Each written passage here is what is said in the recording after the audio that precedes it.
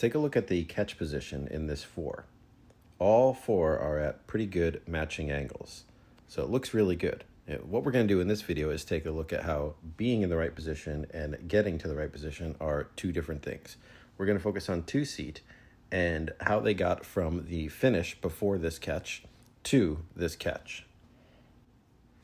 So here's that finish, and we can see once again all 4 are in pretty good matching body angles. We're in similar positions, so that looks great.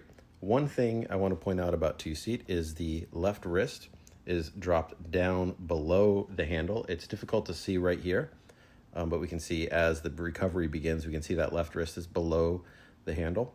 Instead, what we want is we want to see the outside wrist like we have in this seat here. The outside wrist should be more or less flat. And the other way you can kind of tell is if we look at stroke seat, we can see more elbow sticking out behind the body. As opposed to 2, you can see there's less elbow there. Some of this is just the angle, but yeah, we want that outside wrist flat.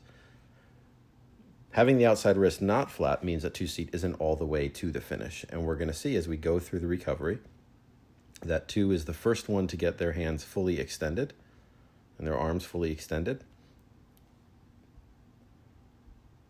as the other seats are being a little more patient on the recovery. So 2 is not necessarily rushing the recovery, but didn't get all the way to the finish and is sticking the hands out prematurely. Also, if we pause here, let's take a look at what's going on with the body angles once again. So bow is more or less vertical, 3 is maybe leaning back a touch, and 4 is vertical, maybe slightly forward, but take a look at 2. Here's the angle that 2 has. And so you can see 2 is sticking out quite a bit here. Continuing on the recovery, let's take a look at knees coming up. So we can see that 4 and 3, their knees have come up, and 2 still hasn't brought her knees up, and now finally they're coming up. So 2 is quite late. If you look all the way up at stroke seat now, we can see how much stroke seat is compressed. 3 is maybe a little bit behind in terms of that compression, but much closer than 2 is. And bow is almost fully to the catch. Let's keep going on the recovery.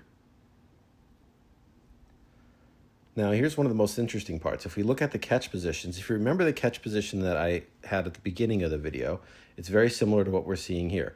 We have the forward body angle across these 3 seats, and even across 2, the body angle is pretty good at this point too. But 2 still has a lot of slide, whereas the other 3 seats have used up pretty much all of their slide. If you look at bow is a little bit over compressed, so is stroke is maybe a touch over compressed. But if we just look at the catch angles here, and particularly focus on the legs versus what 2 has going on with the legs, 2 has not completed the recovery. And now the stern pair in particular, they're going to be a little bit more patient, and they're going to just put the blade in. They're not going to move too much. But watch 2 as I step forward, still recovering, still recovering, still recovering, and now about ready to put the blade in. And now we're at the point that I began the video at, where we all have pretty good catch angles. But it took 2 much too long to get there because we weren't efficient in recovering. Take a look at it in slow motion here.